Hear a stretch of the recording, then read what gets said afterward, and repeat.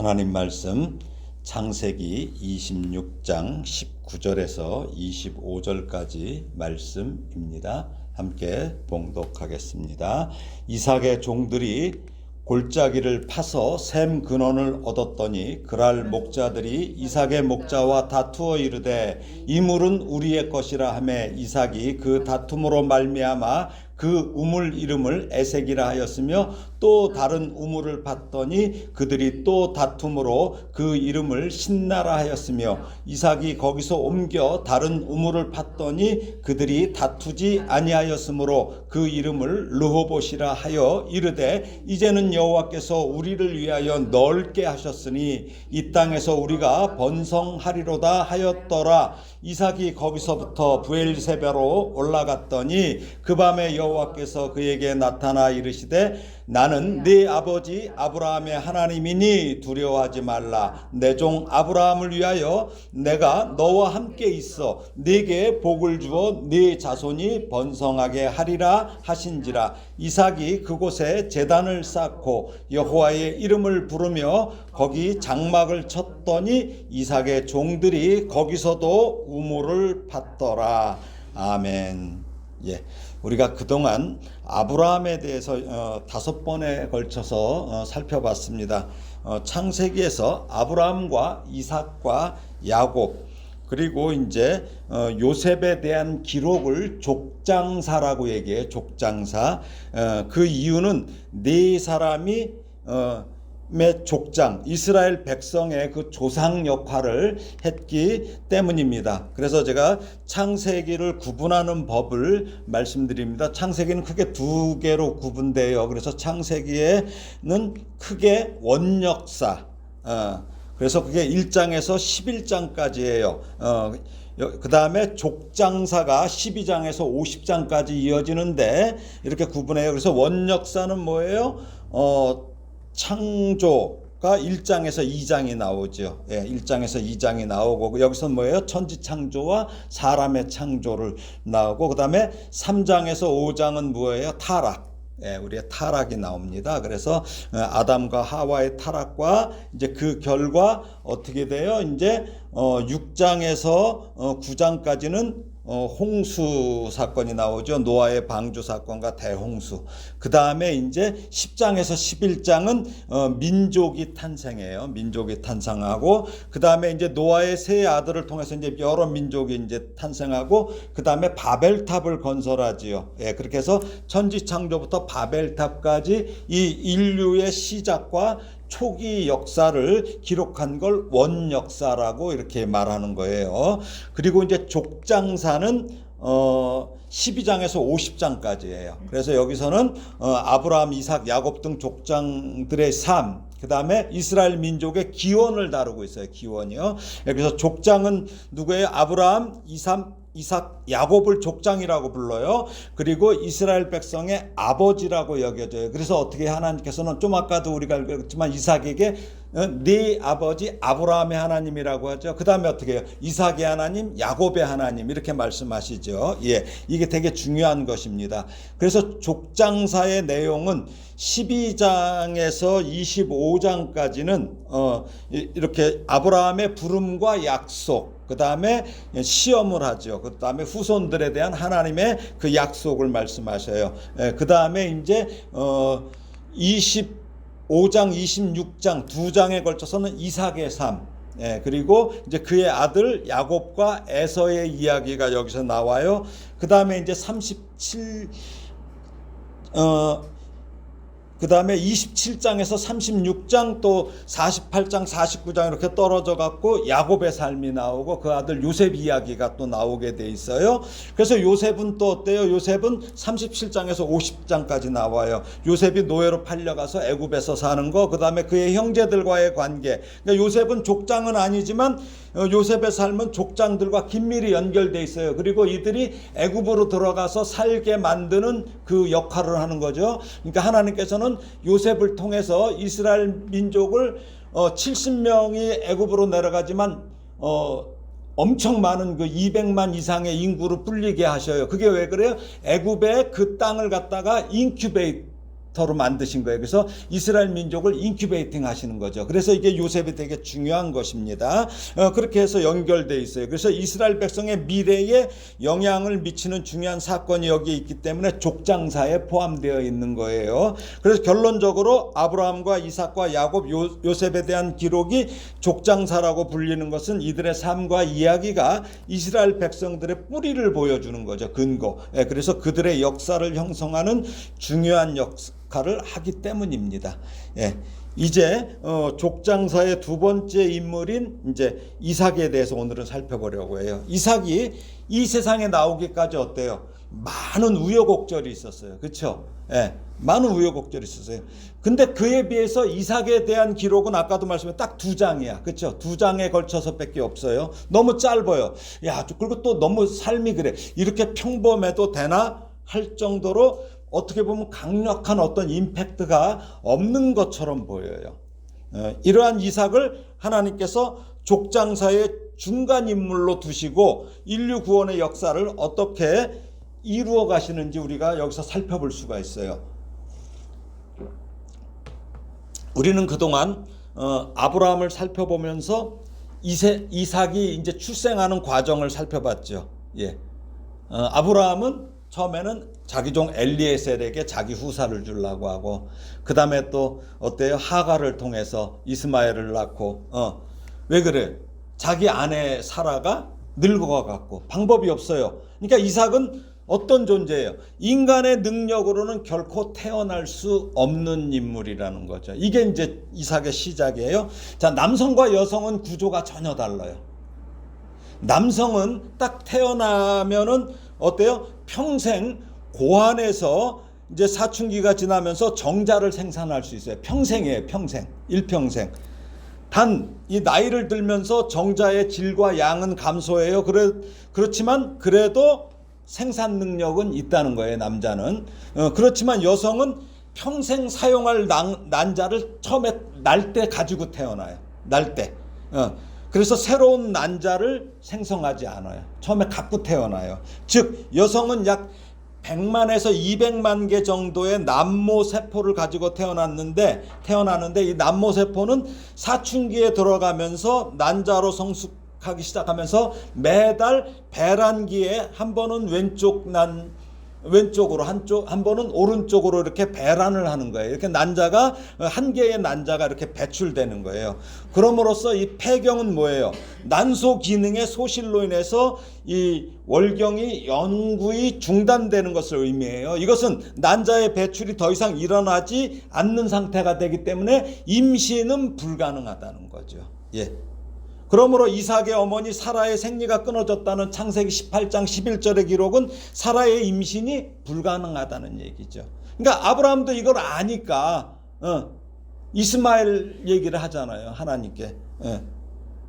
그러므로 이삭은 사라를 잉태하도록 하신 오직 전능하신 하나님의 능력으로 태어난 그런 귀한 존재라는 거예요. 이게 중요해요. 그러니까 인간의 상식으로는 결코 믿을 수가 없어요. 그래서 웃기는 일이야. 그래갖고 아브라함도 웃어요. 또 사라도 웃어요. 웃기는 일이야 이게. 그렇게 웃었지만 하나님은 이 전능하신 능력을 그들이 체험하게 만드셔요. 그래서 실제적인 현실에서 그 하나님의 능력이 나타남으로 인해서 이제 그 능력을 현실에서 누리면서 웃게 하시려고 아들의 이름까지 이삭, 웃음이라고 이렇게 지으라고 말씀하신 거예요. 이렇게 태어난 이삭은 분명히 부모인 자기 그 아브라함과 사라에게 물었을 거예요. 엄마, 내 이름은 왜 웃음이야? 왜 웃겨? 왜 웃음이야? 물어봤을 거 아니에요. 그렇죠? 이렇게 왜 이렇게 이름을 지었어? 물어보잖아요. 우리 애들도 왜 그러면 물어보잖아요. 왜 내 이름 이렇게 지었냐고 물어보잖아요. 근데 특이하잖아요. 특히 또 웃음, 이삭, 이거는 다른 이름이 없는 이름이에요. 그러니까 이삭은 자기 이름이 지어진 과정을 그 당사자인 부모님께 실감나게 들었을 거예요. 야, 이러고. 그리고 이렇게 보니까 어때요? 정말 자기 엄마 아버지는 너무 늙었어. 그렇죠? 저도 저희 어머니가 저를 45에 낳았어요. 그 옛날에는 그 정말 놀라운 일이에요. 그래갖고 창피해갖고 별짓을 다 했어요. 뛰려고. 그러니까 제가 딱 나서 이제 다니다 보니까 다른 애들 엄마하고는 너무 늙은 거야. 우리 엄마가. 고생도 많이 하시고. 예. 근데 더더군다나 이삭이 자기 엄마나 아버지를 봤을 때는 어떻겠어요? 그러니까 실감나게 궁금할 거 아니에요. 어떻게 내가 낳고 어떻게 이런 이름이 지어졌나. 물론 아버지 아브라함이 2번이나 자기 어머니 사라를 누이라고 이렇게 했던 부끄러운 말은 전하지 않았을 수도 있어요. 그렇죠? 예? 요즘 말로 쪽팔리잖아요. 그렇죠? 아버지가. 예? 그랬단 말이죠. 오늘 이삭의 순종 이걸 볼 거예요. 오늘은 이삭의 순종과 온유함 이 두 가지를 살펴볼 거예요. 예. 그러면서 이런 순종과 온유함이 여러분과 저에게도 이게 도전이 되기를 소망합니다. 예. 지난 시간에 이삭의 그 번제 사건에서 아브라함이 아들 이삭을 결박해서 칼을 들어 죽이려고 한 일. 예. 이걸 살펴봤어요. 근데 오늘은 이것을 이삭의 입장에서 살펴보려고 그래요. 예. 이삭의 입장. 그래서 창세기 22장 1절 지난 시간에 읽었던 말씀이죠. 한번 읽어볼까요? 시작. 그 일 후에 하나님이 아브라함을 시험하시려고 그를 부르시되 아브라함아 하시니 그가 이르되 내가 여기 있나이다.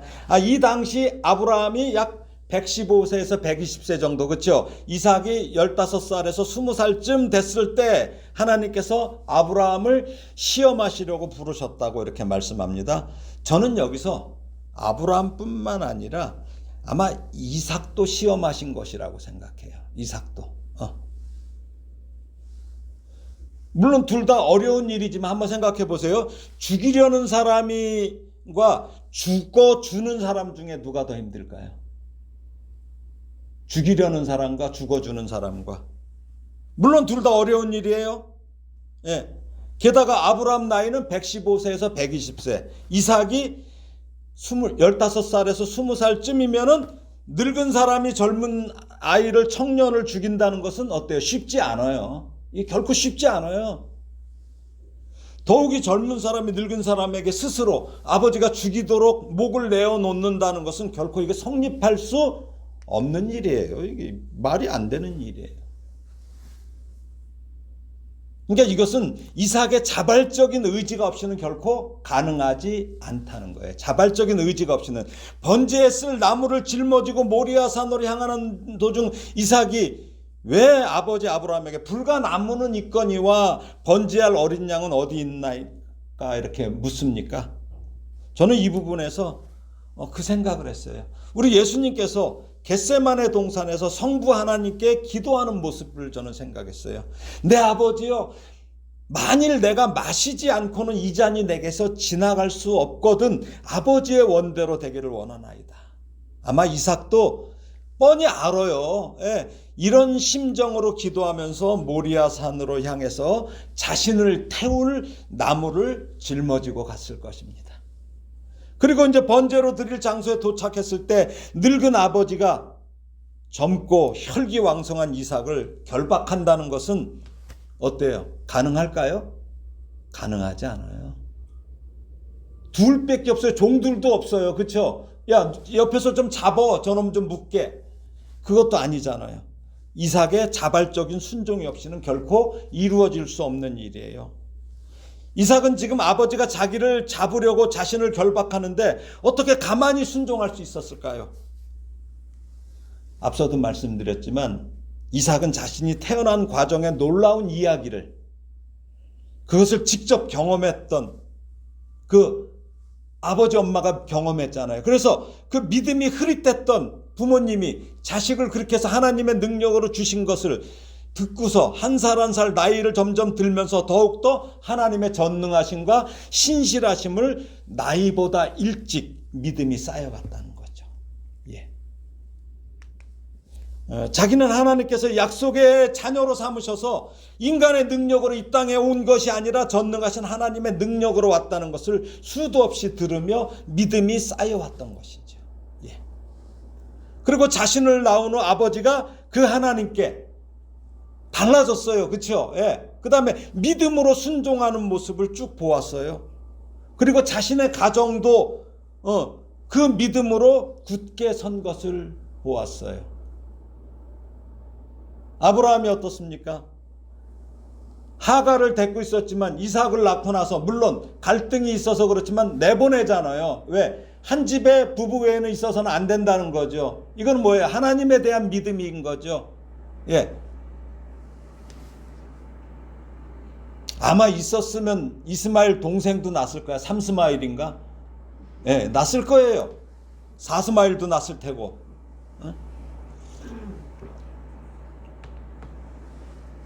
그리고 바로 오늘 자신을 번제로 드리는 일도 하나님께서 뜻하신 것임을 이삭도 알았을 거예요. 예. 오히려 아버지보다 더 확실한 믿음이 이삭에게 있었을 수도 있어요. 더 확실한 믿음이, 어쩌면 아버지가 자신을 결박할 때 어때요? 칼이 자신의 목을 이렇게 베려고 올 때 순간적으로 고통스러워서 도망갈 수 있잖아요. 둘 사이에 실랑이가 있었을 수도 있어요. 왜? 우리가 많은 분들이 그런데요. 일본에서도 그런 사건이 있었는데 예수 믿는 사람을 구분하려고 십자가를 밟으라고 그랬다는 거야. 그래서 십자가를 밟으면은 죽이고 밟지 않으면 살린다는 거예요. 예, 그러니까 십자가 앞에까지 간 건 뭐예요? 그래도 자기가 예수 믿는다는 것을 나타내기 위해서잖아요. 근데 거기서 십자가를 밟지 않고 가는 게 있다는 거예요. 예? 마찬가지죠. 이삭도 죽음 바로 앞에 있을 때는 어때요? 사람이 달라질 수가 있어요. 예, 그러니까 아버지보다 이삭 자신이 더욱 강하게 아버지에게 아버지 나 꼭 좀 더 묶어주세요 이렇게 요청했을 수도 있어요. 예, 옵작달싹 못해야 되잖아요. 그렇게 이삭은 순종하며 결박을 당했던 것입니다. 아브라함은 하나님께만 순종하면 됐어요. 그렇지만 이삭은 하나님께도 순종해야 되고 아버지 아브라함에게도 순종하는 일이었어요. 이게 순종이에요. 그러니까 우리가 오늘도 읽었지만 내 부모를 순종하라. 어떻게 순종해야 돼요? 죽는 자리까지도 순종하라는 거예요. 사실은 이게. 근데 우리는 순종을 그렇게 생각 안 해요. 우리 효에 대해서 그렇게 생각 안 한다는 거예요. 지난 시간에도 말씀드렸지만 순종은 자발적이에요. 자발적.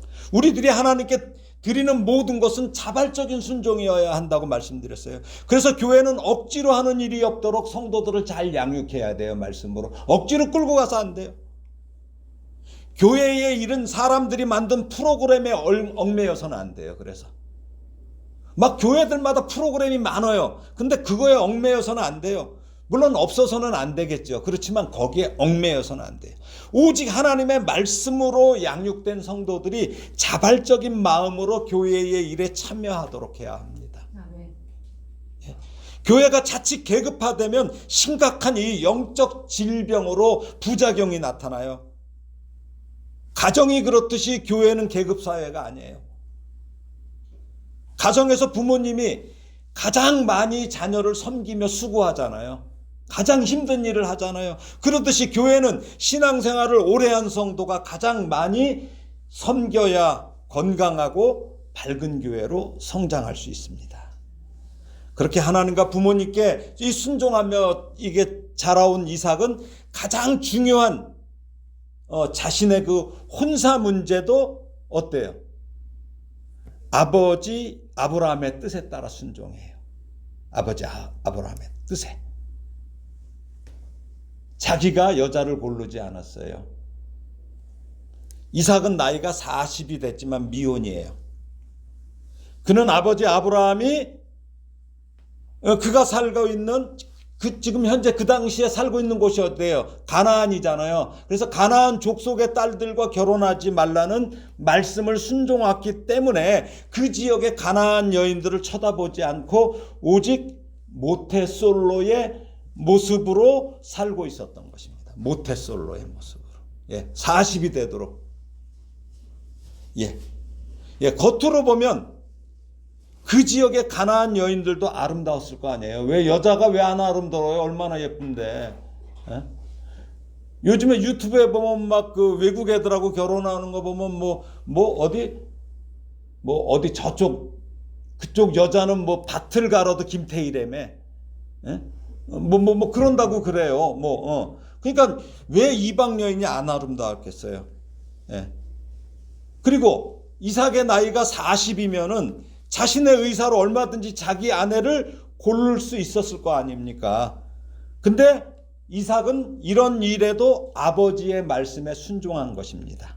한번 볼까요? 어떤 일이 있었나? 자, 이삭이 얼마나 자, 창세기 26장 34절 35절에 한번 읽어볼까요? 시작. 40세에 헷족속 부에리의 딸 유딕과 헷족속 엘론의 딸 바스맛을 아내로 맞이하였더니 그들이 이삭과 리브가의 마음에 근심이 되었더라. 이방 여인과 결혼을 결코 좋아하지 않았다는 거예요. 에서 이삭이 난 에서가. 그래서 자기의 큰아들 에서는 그렇게 됐지만 둘째 아들 야곱에게는 어떻게 말해요? 창세기 28장에 보면 이렇게 나와요. 읽어볼까요? 창세기 28장 1절 2절 시작. 이삭이 야곱을 불러 그에게 축복하고 또 당부하여 이르되 너는 가나안 사람의 딸들 중에서 아내를 맞이하지 말고 일어나 밧단 아람으로 가서 네 외조부 부두엘의 집에 이르러 거기서 네 외삼촌 라반의 딸 중에서 아내를 맞이하라. 어떻습니까? 이삭이 얼마나 아버지에게 순종했는지 알겠죠. 그러니까 40세까지 결혼을 못한 것은 그 지역에 있는 여인과 결혼하지 않으려고 한 거예요. 이삭은 자신의 아버지 아브라함이 자녀가 생기지 않자 자신의 의지로, 물론 사라가 이렇게 권했지만 애굽에서 온 사라의 여종 하갈에게서 이스마엘을 낳았어요. 그쵸? 자기 아버지가. 그런 일은 당신 문화로는 어때요? 전혀 문제될 게 없어요. 당연해요. 우리도 그렇습니다. 교회가 세상 풍조를 따르는 것을 문화사역이라고 포장할 때가 많아요. 그렇지만 결코 따라서는 안 될 것을 문화라느니 이렇게 해서 합리화해서 따르는 일을 우린 경계하고 멀리해야 돼요. 이게 교회로 많이 들어와 있어요, 지금요.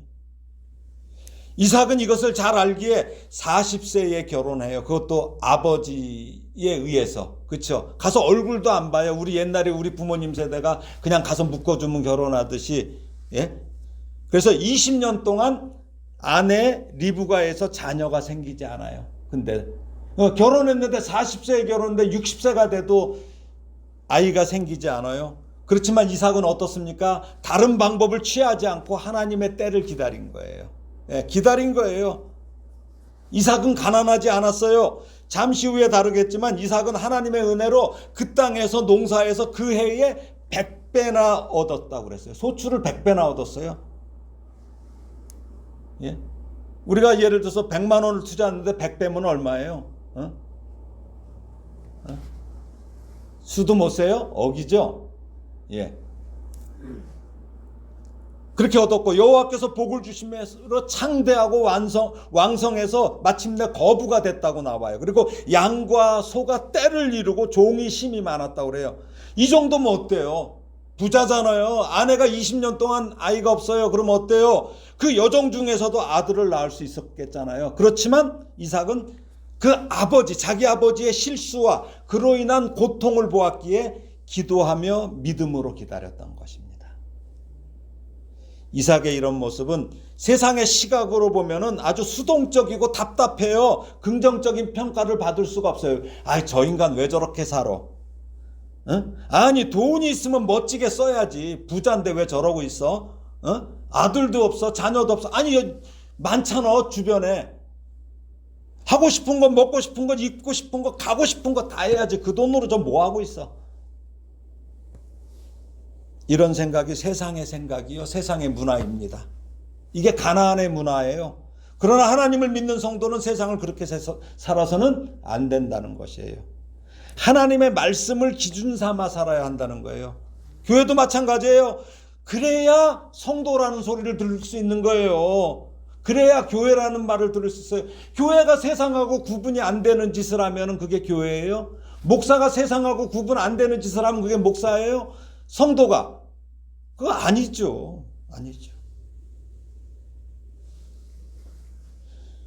이제 이삭의 온유함을 살펴보겠습니다.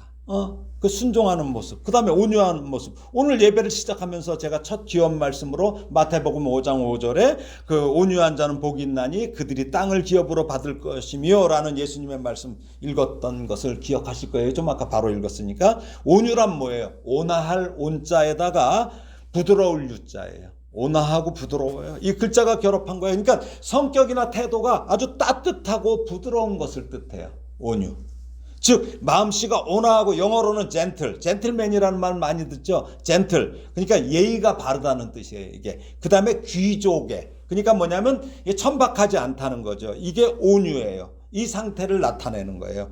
온유의 히브리어 아나부는 근데 달라요. 구약에서 온유라는 것은 고난당하다, 굴복하다, 누르다, 자기를 낮추다, 괴롭히다, 그러니까 자기 스스로 괴롭히다 는 의미예요. 그렇다면 여기서 온유라는 아나부에서 나온 히브리적 개념에서 온유한 사람은 아나빔이에요. 아나부에서 나온 게 아나빔인데, 이건 어떤 사람일까요? 고대 그 히브리인들의 이 토지법에서는 어때요? 같은 동족의 토지를 빼앗을 수가 없어요. 예. 토지는 다 하나님께서 주신 거기 때문에 뺏을 수가 없어요. 그래서 7년이 되면 다시 돌려줘야 돼요. 예, 다시 돌려줘야 돼요. 그러나 열왕기서에 보면은 그 북이스라엘 왕 아합이 나봇의 포도원을 뺐잖아요. 나봇까지 죽이고, 나봇의 자녀도 죽여요. 왜? 자녀가 있으면 그게 글로 상속되니까. 예, 그렇게 죽여버려요. 이런 것처럼 힘없고 가난한 사람들이 그들의 생계수단인 땅과 가축들을 빼앗기는 경우가 많았어요. 그래도 하지 말라고 해도 하는 게 우리 인간이에요. 그렇잖아요. 하지 말라면 더 하고 싶지요. 또 더 갖고 싶지요. 이렇게 자신의 힘이 없어서 대항할 수 없으므로 하나님의 개입하심과 이 구원을 기다릴 수도 있잖아요. 그렇죠? 그 다음에 또 어떠한 모양으로든지 대항할 수도 있잖아요. 그렇지만 온유라는 것은, 히브리의 온유 개념은 하나님의 개입하심을 기다리는 거예요. 그러면서 고통을 참고 견디는 사람이라는 의미가 바로 온유한 사람, 아나빔이라는 말에 들어있어요. 그러니까 온유한 사람이란 자신의 것이 빼앗겼음에도 하나님이 해결해 주실 것을 기대함으로 상대방과 다투지 않고 하나님의 주권을 기다리는 사람을 말합니다. 그런 이삭의 모습을 오늘 보겠습니다. 창세기 26장을 보면 그의 아버지 아브라함 때 흉년이 들었던 땅에 다시 흉년이 들어요. 이삭이 왔는데 흉년이 들었어요. 그리고 이삭은 흉년 때문에 가나안 땅을 떠나 남쪽에 있는 블레셋의 그랄 땅으로 간 거예요. 그랄 땅, 그랄 지역으로 간 거예요. 그러나 하나님은 이삭에게 나타나셔서 애굽으로 내려가지 말고 하나님이 이삭에게 지시하시는 그 땅에 가서 거주하라고 말씀하셨습니다. 이게 뭐냐면 창세기 26장 3절에서 5절 말씀이에요. 한번 읽어볼까요? 시작. 이 땅에 거류하면 내가 너와 함께 있어 네게 복을 주고 내가 이 모든 땅을 너와 네 자손에게 주리라. 내가 네 아버지 아브라함에게 맹세한 것을 이루어 네 자손을 하늘의 별과 같이 번성하게 하며 이 모든 땅을 네 자손에게 주리니 네 자손으로 말미암아 천하 만민이 복을 받으리라. 이는 아브라함이 내 말을 믿고 내 말을 순종하고 내 명령과 내 계명과 내 율례와 내 법도를 지켰음이라 하시니라. 예. 그래서 이삭은 그랄 땅에 머무는 거예요. 그래서 머무는 거예요. 하나님께서 머물르라고 하니까. 근데 거기가 머물 만한 곳이 뭐 어때요? 이삭 역시 자기 아버지 아브라함처럼 그곳 사람들이 두려워서 자기 아내를 누이라고 얘기해요. 왜? 남편 있으면 남편 죽이고 아내 뺏을까봐 누이라고 했어요. 근데 얼마나 두려워요. 근데 뭐야? 자기 아내 리브가를 이렇게 껴안은 모습을 그랄의 왕 그 아비멜렉이 창으로 이렇게 내다봤어요. 그래갖고 이삭을 불러서 책망을 해요. 그리고 백성들에게 얘기해요. 이삭이나 그 아내를 범하는 자는 죽일 것이라고 명령을 해요. 그러니까 그곳에 있고 싶은 곳이에요. 있기 싫은 곳이에요. 있기 싫은 곳이야. 근데 하나님께서 머물라고 하잖아요. 이게 훈련이에요. 믿는 사람들한테. 여기 있기 싫어. 근데 하나님께서 너 머물러 하면 머물러야 되는 게 이게 순종이고 온유예요. 이게 온유입니다. 지금 이삭이 지금 그 모습을 보이는 거예요. 그렇게 그곳에서 얼마나 자기 아내를 아내라고 못하는 이 얼마나 찌질해요. 예. 이런 찌질한 모습으로 살게 된 이삭에게 하나님은 큰 복을 주십니다. 거기서 머물다 보니까 어떤 일이 생겨요? 이게 이제 창세기 26장 12절에서 15절 말씀입니다. 함께 읽겠습니다. 시작. 이삭이 그 땅에서 농사하여 그 해에 100배나 얻었고 여호와께서 복을 주심으로 그 사람이 창대하고 왕성하여 마침내 거부가 되어 양과 소가 떼를 이루고 종이 심이 많으므로 블레셋 사람이 그를 시기하여 그 아버지 아브라함 때에 그 아버지의 종들이 판 모든 우물을 막고 흙으로 메웠더라. 예. 이 사진은 그 성지순례 간 분들이 찍은 거예요. 이게 바로 그 우물이에요. 아브라함의 우물이에요. 아브라함이 팠던 그 당시에 그 아브라함이 있고 이삭들이 팠던 물이에요. 자, 오늘 본문 말씀 좀 아까 보니까 어때요? 예. 우리도 누가 잘 되면 어때요? 우리가 누가 잘 되면 축하해 주기보다 시기하고 심지어 질투하고 적대감을 보이는 사람들 우리 주위에서 많이 봐요. 그렇죠? 예, 잘 되면 물론 뭐 나중에 더 살펴봐야 되겠지만 요즘 제일 많이 깨지는 게 백종원이죠. 엄청 깨지고 있어요. 백종원 씨 엄청 깨지고 있어요. 예? 잘 되면 너도 터져요. 예? 연예인들 어때요? 뭐 조금만 잘못해도 뭐 그냥 없는 것도 막 찾아내고 그러잖아요. 그런데 이삭은 이쪽 지방 사람이 아니에요. 이방에서 온 이삭이 남들은 심어서 겨우 그런데 거기서 100배의 수확을 얻고 거부가 됐으니 배 아프잖아요. 이 당시에는 소화제도 별로 없었어. 그러니까 배가 더 아파. 얼마나 배가 아프겠어요. 에? 우리도 그래요. 이 탈북하신 분들이나 외국인들이 한국에 와서 돈을 많이 벌면 시기하는 사람들 엄청 많아요. 거기 대고 막 뭐라고 하고 뭐 엄청 많아요. 그런데 이삭은 여기 한 가지 더 있어요. 아내까지도 미인이었던 거예요. 예, 아내까지도 미인이었어요. 그러니까 사람들의 배는 곱배기로 아팠을 거예요. 더 아파요, 배가. 학자들에 의하면 이 그랄 땅의 연간 강수량이 200mm 정도래요. 1년에 200mm. 우리나라 장마철에 많으면 하루에 300mm도 비가 와요, 우리는. 근데 이쪽 지역은 200mm야. 그러므로 이 그랄 땅에서 우물은 생존과 깊은 관계가 있어요. 예, 우물이 없으면 못 살아요. 물이 나와야 돼요. 그런데 이 부엘세바나 이 그랄의 우물은 우리나라에서 생각하는 우물이 아니에요. 왜 그러냐면 그 유모세 선교사라고 있어요. 그분의 그 유튜브에 보면은 구약관통에서 이삭의 생애를 제가 이제 보니까 이 우물은 보통 150에서 200m를 파야 된대요. 우리처럼 이렇게 뭐 조금 파서 나오는 게 아니라 150에서 200m를 파야 돼요. 그러니까 그 당시에 어때요? 뭐 굴착기가 있어요? 뭐가 있어요? 엄청 어려운 거예요. 이게 하루 아침에 파지는 게 아니에요. 예. 그러므로 이쪽 지역의 우물은 매우 깊은 우물이었어요. 많은 수고가 필요했겠지요. 그런데 우물은 많은 시간과 노력을 들여서도 판다고 다 물이 나오지 않잖아요, 우리가. 예, 파도 안 나온단 말이에요. 그래서 이 유모세 선교사는 뭐라고 하냐면 이 당시에 우물을 이삭이 팠잖아요. 판 곳마다 물이 나오는 것을 이분이 뭐라고 표현했냐면 로또를 한 번이 아니라 계속 로또를 맞은 거라고 표현을 하더라고요. 예, 로또 계속 맞았다는 거야. 예, 로또 한 번만 맞아도 그냥 어마어마한데 파는 것마다 물이 나오니까. 사실 근데 이곳에서 우물 하나의 가치가 로또보다 더 높았을 거예요. 그렇죠? 네.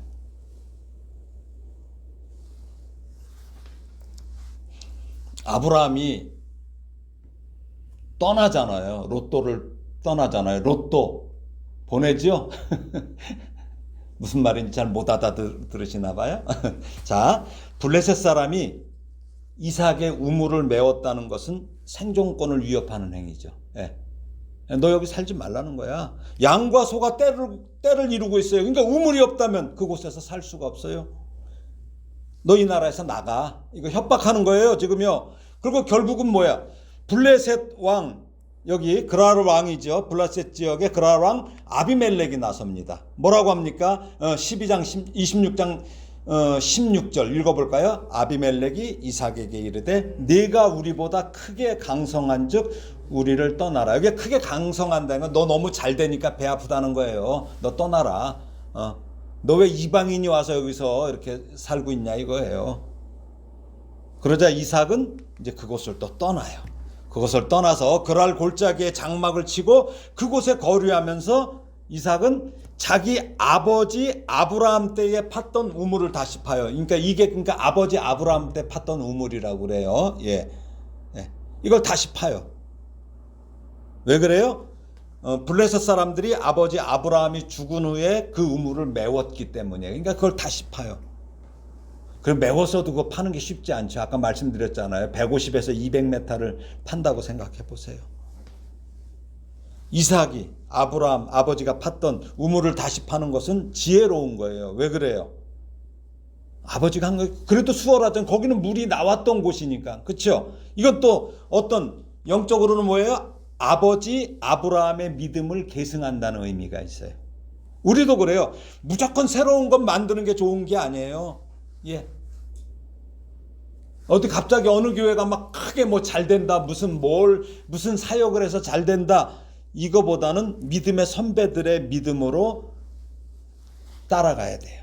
그리고 그것을 중시해야 돼요. 자, 그런데 이삭은 그토록 힘들게 판 우물을 너무 쉽게 양보해요. 뺏으면 줘요. 그렇죠? 양보해. 앞서 제가 말씀드린 것처럼 대항해 볼만도 하잖아요. 종들도 심이 많았고. 근데 어때요? 그리고 이 당시에 뭐 왕이라는 것은 그 지역 동네의 조그만 거를 여기서 왕이라고 얘기하는 거예요. 그러니까 뭐 어떤 부족장 정도 되는 거야. 그러니까 대항할 만해요. 근데 안 하고 주고 떠나요. 왜 그래요? 이삭의 온유함 때문입니다. 자, 한번 읽어볼까요? 자, 창세기 26장 19절에서 22절. 오늘 본문이죠. 한번 읽어보겠습니다. 시작. 이삭의 종들이 골짜기를 파서 샘 근원을 얻었더니 그랄 목자들이 이삭의 목자와 다투어 이르되 이 물은 우리의 것이라 하며 이삭이 그 다툼으로 말미암아 그 우물 이름을 에색이라 하였으며 또 다른 우물을 봤더니 그들이 또 다툼으로 그 이름을 신나라 하였으며 이삭이 거기서 옮겨 다른 우물을 봤더니 그들이 다투지 아니하였으므로 그 이름을 르호봇이라 하여 이르되 이제는 여호와께서 우리를 위하여 넓게 하셨으니 이 땅에서 우리가 번성하리로다 하였더라. 예, 말이 쉽지. 파는 우물마다 그랄의 목자들이 와서 야 이거 우리 거야 하고 그러면 그 주장할 때마다 그들과 다투지 않고 이 계속 양보하는 모습은 이 세상 관점으로 보면은 비겁하거나 어디가 모자란 사람으로 보일 수 있어요. 왜 우리 그러잖아요. 어디다 이렇게 좀 주차하려면 그 시 땅인데 줄 거놓고 여기 나가라고 막 뭐 세워놓고 그러죠. 그런 분들 많잖아요. 예. 근데 그렇게 긴 날을 팠을 게 하루 이틀 파는 게 아니잖아요. 기껏 파놓고 나면은 가래. 그리고 다른 곳으로 옮겨서 다른 우물을 팠더니 결국은 그들이 이제 어때요? 다투지 않아요. 그래서 그 우물의 이름을 뭐라고 그래요? 르호봇. 예, 르호봇의 뜻은 뭐예요? 충분히 넓다라는 뜻이에요. 그러니까 이삭은 하나님의 말씀을 기억한 거예요. 그러니까 믿음으로 가는 거예요. 믿음으로. 그래서 어떻습니까? 이삭은 이제는 여호와께서 우리를 위하여 넓게 하셨으니 이 땅에서 우리가 번성하리다. 그러니까 넓게 하다 뭐예요? 지경을 넓게 하셨다는 거예요. 하나님께서 지경을 넓혀 주셨다는 거예요. 예. 이게 믿음의 고백이죠. 이삭이 우물을 양보한 것은 하나님을 믿기 때문에 내가 여기서 나가도 하나님께서 또 주셔. 그 믿음이 없으면 우리는 싸울 수밖에 없어요. 예. 근데 하나님께서는 내게 또 주실 거야. 이것을 믿게 되면은 싸우지 않는다는 거예요. 그러고 나서 우리는 르호봇, 충분히 넓다. 이 고백을 할 수 있는 것입니다. 다윗이 쓴 시편 37편 1절에서 10절까지는 악을 행하는 자들 때문에 막 나와요. 다윗이 쓴 건데, 불평하지 말며 불의를 행하는 자들 시기하지 말고 여호와를 의뢰하고 선을 행하며 여호와를 기뻐하고 자기의 길을 여호와께 맡기며 여호와 앞에 잠잠하고 참고 기다리라고 이렇게 나와요. 그렇게 기다릴 때 어떻게 기다려요? 막 뿔따구가 나서가 아니라 분을 그치고 노를 버리며 불평하지 말라고 시편 37편에서 다윗은 얘기해요. 그리고서 뭐라고 하냐면 여기서 보면 37편 1절에서 10절까지는 그렇게 나온 다음에 11절에 이런 말씀이 나와요. 읽어볼까요? 그러나 온유한 자들은 땅을 차지하며 풍성한 화평으로 즐거워하리라. 온유해야지 화평할 수 있잖아요. 그렇죠? 예. 그 다음에 22절에는 또 뭐라고 그래요? 주의 복을 받은 자들은 땅을 차지하고 주의 저주를 받은 자들은 끊어지리로다. 29절에는 또 뭐라고 합니까? 의인이 땅을 차지하며 거기서 영원히 살리라. 또 34절 여호와를 바라고 그의 도를 지키라. 그리하면 네가 땅을 차지하게 하실 것이라. 악인이 끊어질 때에 네가 똑똑히 보리라. 예. 계속 반복되는 게 뭐예요? 땅을 차지한다는 거예요. 지경이 넓어진다는 거예요. 이게 누구한테 와요? 온유한 자. 온유는 어떻게 와요? 하나님을 믿기 때문에 오는 거예요.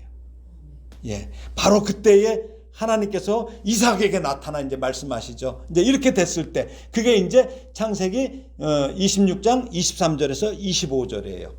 자, 읽어볼까요? 시작. 이삭이 거기서부터 브엘세바로 올라갔더니 그 밤에 여호와께서 그에게 나타나 이르시되 나는 네 아버지 아브라함의 하나님이니 두려워하지 말라. 내 종 아브라함을 위하여 내가 너와 함께 있어 네게 복을 주어 네 자손이 번성하게 하리라 하신지라. 이삭이 그곳에 제단을 쌓고 여호와의 이름을 부르며 거기 장막을 쳤더니 이삭의 종들이 거기서도 우물을 팠더라. 이 이삭의 종들 데려다 지금 어디 석유 시추하라면 잘할 것 같아요. 얼마나 그냥 가는 곳마다 파요. 예? 그렇다면 이삭의 온유함은 어디서 온 걸까요? 예? 어디서 왔을까요? 이삭의 온유함은 어려서부터 아버지와 어머니로부터 들은 하나님의 언약과 또 모리아산의 번제 사건을 자기가 직접 체험함으로써 자신이 얼마나 특별한 존재인지를 안 거예요. 우리도 마찬가지예요. 신앙생활하면서 어때요? 예수 믿는 거 그런 체험을 하게 되면 내가 얼마나 특별한 존재인지 알아요. 변질이 안 돼요. 그렇죠? 어떤 때는 화가 나갔다가도 눌러요. 온유해지는 거죠.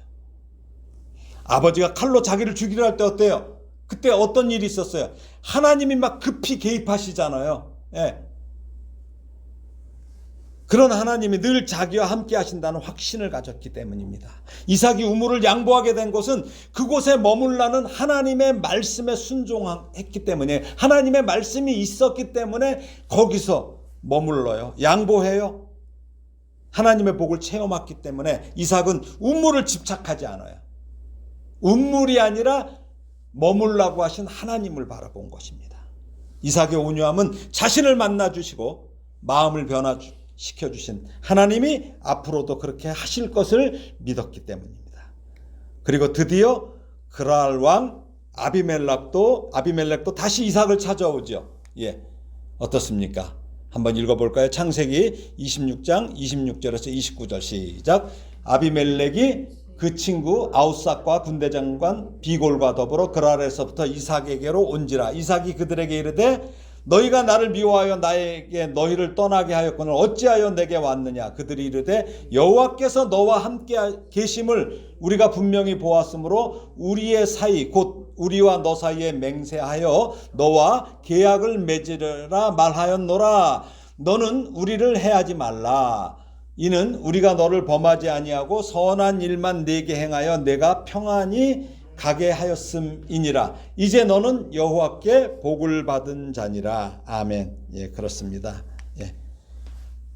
강하게 누구를 억눌러야만 상대가 두려워하는 게 아니에요. 예. 이삭처럼 순종하고 온유한 모습을 보고도 오히려 두려워하여 그 땅의 권력자인가 그 권력자, 그 왕이 이방인인 작은 이삭에게 자기들을 오히려 해하지 말래요. 예? 그래서 계약을 맺자고 하는 거예요. 계약을 맺자요. 왜 그렇습니까? 왜? 하나님이 함께 하시는 사람이기 때문입니다. 하나님이 함께 하시는 사람은 온유하고 넉넉해요. 온유한 사람이 그래서 땅을 기업으로 받습니다. 그러므로 아등바등하면서 살지 마시고 바보 같다는 소리를 들어도 온유함을 잃지 말기를 주님의 이름으로 축복합니다. 예, 에베소서 4장 1절에서 3절까지 한번 읽어볼까요? 시작. 그러므로 주 안에서 갇힌 내가 너희를 권하노니 너희가 부르심을 받은 일에 합당하게 행하여 모든 겸손과 온유로 하고 오래 참음으로 사랑 가운데서 서로 용납하고 평안에 매는 줄로 성령이 하나 되게 하신 것을 힘써 지키라. 이 사도 바울의 권면은 뭐예요? 우리 공동체의 화평을 위함입니다. 말씀을 정리합니다. 고린도전서 13장 보면 사랑에 대해서 나와요. 사람의 방언과 천사의 말을 할지라도 사랑이 없으면 그것은 소리나는 구리와 울리는 꽹과리처럼 시끄러운 소음이라는 거예요. 그러니까 뭐야? 사람의 방언, 천사의 말이 사랑이 아니라는 거예요. 사랑이 없다면 아무것도 아니에요. 소음이에요. 예언하는 능력으로 모든 비밀과 지식을 알고 또 산을 옮길 만한 믿음이 있어도 사랑이 없으면 아무것도 아니야. 그거 아무것도 아니라는 거예요. 헛것이라는 거예요. 자신에게 있는 것으로 남을 구제해주고 도와주고 자신의 몸을 불사르게 내줄지라도 사랑이 없으면 어떤 유익도 없다고 사도 바울은 말합니다. 오히려 그런 큰 능력이 공동체를 무너뜨리는 흉기가 될 수 있어요. 그런 능력이라는 게. 그래서 사도 바울은 뭐라고 합니까? 사랑은 오래 참는 것입니다. 말씀드렸죠? long suffering이라고. 뭐예요? 오래 참는 게 고통을 견디는 거예요. 이게 온유예요. 그렇죠? 그래서 그것이 온유하기 때문이에요. 이삭의 이름 뜻이 웃음입니다. 이삭이 우물을 빼앗기면서도 자기와 함께 하시는 하나님을 믿었기에 웃었을 것입니다. 처음에는 어처구니가 없어서 웃고 그 다음에 하나님을 생각하며 웃었을 것입니다. 때로는 미소를 짓고 때로는 큰 웃음으로 다른 곳으로 가서 다시 우물을 파면서 하나님만 바라본 것입니다. 여러분이 이삭이 되기를 축복합니다. 어떤 상황 속에서도 순종하기를 축원합니다. 어떤 상황 속에서도 온유함을 잃지 말기를 축원합니다. 어떤 상황 속에서도 웃는 이삭이 되기를 축원합니다. 승리자만이 웃을 수 있습니다. 신실하신 하나님을 믿기에 온유함으로 승리하는 웃는 성도가 되기를 온유하신 예수님의 이름으로 축원합니다. 기도하겠습니다. 하나님 아버지 은혜를 감사합니다. 성경의 분량으로는 아브라함이나 야곱에 비해 아주 작은 분량이 기록되어 있지만 온전한 순종과 온유함을 지닌 이 이삭을 담기 원합니다.